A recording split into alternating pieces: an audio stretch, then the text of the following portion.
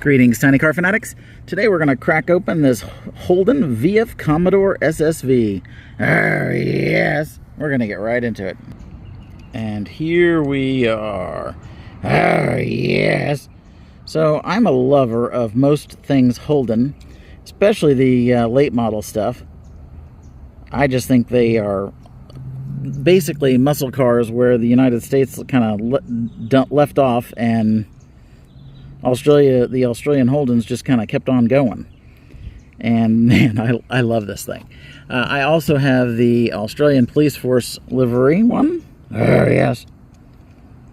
Which I think is super cool.